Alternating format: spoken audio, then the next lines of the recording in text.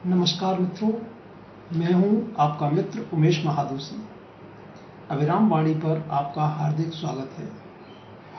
हम सब जानते हैं कि समकालीन लोककथा आज साहित्य की केंद्रीय विधा बन चुकी है। व्यक्तिगत और संस्थागत दोनों ही स्तरों पर अनेक साहित्यकार लघुकथा की विकास यात्रा में योगदान कर रहे हैं।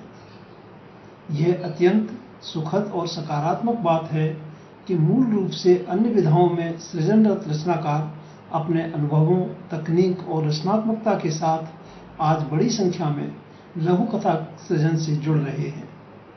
इस तरह लघुकथा में नई पीढ़ी का बहुआयामी विस्तार हुआ है, जिसमें अन्य विधाओं के वरिष्ठ रचनाकारों के अनुभवों की संपत्ति भी शामिल है। समय के साथ लघुकथा के महत्व और आवश्यकता को समझते हुए ऐसे जिन लेखकों ने प्रमुखतः 21वीं सदी में लघुकथा को समृद्ध करने का काम किया है, उनका योगदान अलग से रेखांकित किया जा सकता है। ऐसे लेखकों सहित नई पीढ़ी के लघुकथाकारों की प्रतिनिधि लघुकथाओं को लेकर हम इस नई पीढ़ी की लघुकथाएं कार्यक्रम में अविराम वाणी के मंच पर उपस्थित हैं। इस मंच पर सहभागिता दर्शाने वाले सभी सहयोगी मित्रों का स्वागत है, अभिनंदन है। इस कार्यक्रम में प्रत्येक रविवार को अधिकतम 2 लघुकथाएं प्रसारित की जाएंगी। इनमें प्रसारण हेतु सीधे प्राप्त लघुकथाओं के साथ हम अपनी अन्य योजनाओं में शामिल की गई कुछ लघुकथाओं का भी उपयोग करने का यथासंभव प्रयास करेंगे। अनूठी लघुकथाएं कार्यक्रम के स्थान पर नई पीढ़ी की लघुकथाएं कार्यक्रम अगली सूचना तक जारी रहेगा। नई पीढ़ी की लघुकथाओं के चयन में हमारा प्रयास रहेगा कि ये लघुकथाएं सामान्य पाठकों की पसंद एवं समझ के अनुरूप हों। तो आइए हम आरंभ करते हैं कार्यक्रम नई पीढ़ी की लघुकथाएं। आज की प्रस्तुति में शामिल है एक लघुकथा जिसका शीर्षक है बुढ़ापे की लाठी। सुश्री मिन्नी मिश्रा जी की इस लघुकथा का वाचन उमेश महादोशी यानी मेरे द्वारा किया जा रहा है। तो प्रस्तुत है सुश्री मिन्नी मिश्रा की लघुकथा बुढ़ापे की लाठी। बाबा सोने चलिए, बहुत रात हो गई, घर में सभी सो गए हैं। देखिए, घूर का आग भी बुझ गया। तगार में जल चुके घूर के सफेद पड़े राख को लकड़ी से हिलाते हुए पोते ने आहिस्ते से कहा, थोड़ा रुको, पहले राख को बाहर बरामदे के छज्जे के नीचे फैला देता हूं। इतनी ठंड में आप बाहर? अगर आपको ठंड लग गई ना तो पापा से जरूर डांट पड़ेगी। अरे गुस्साता क्यों है, तुरंत हो जाएगा।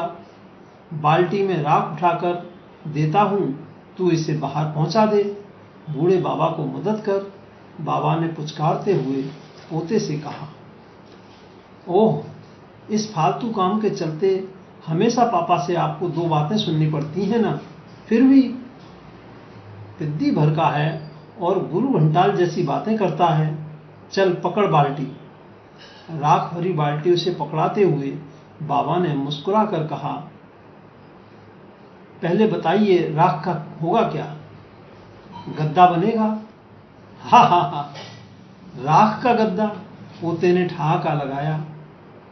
जरा बाहर देख, बूढ़ी गाय छज्जे के नीचे कैसे दुबकी खड़ी है। बेचारी रात भर इस तरह ठंड में कटवाती रहेगी। अब तू ही बता, हमें क्या करना चाहिए? लेकिन ये तो पड़ोस वाले शर्मा अंकल की गाय है ना, फिर आप इतने परेशान क्यों हो रहे हैं? हाँ हाँ, उन्हीं की गाय है, बूढ़ी हो गई है, अब दूध नहीं देती, इसलिए तो बेचारी मारी फिरती है।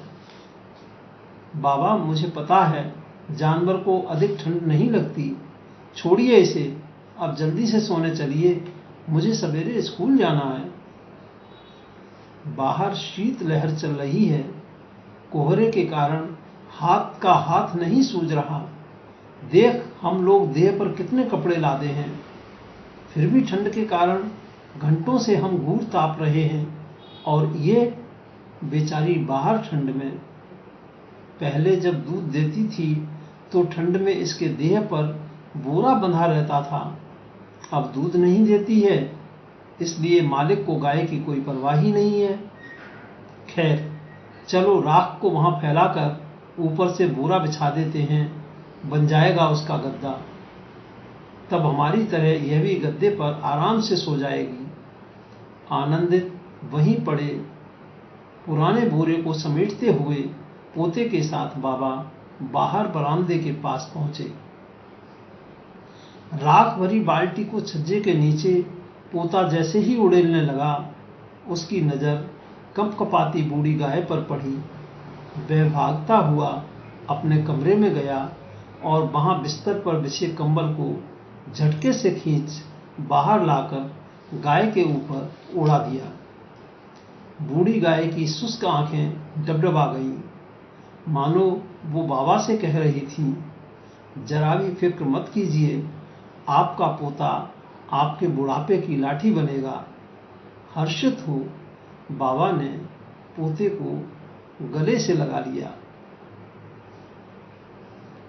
सुश्री मिन्नी मिश्रा जी की इस लघु कथा बुढ़ापे की लाठी के साथ हम लेते हैं आपसे विदा। आगामी रविवार को फिर मिलेंगे। नई पीढ़ी की लघु कथाएं कार्यक्रम की श्रृंखला को आगे बढ़ाने के लिए आप अपनी नियमित योजनाओं में सफल हों, जीवन में भरपूर ऊर्जा और उत्साह से आनंदित रहें। हार्दिक शुभकामनाएं। नमस्कार मित्रों।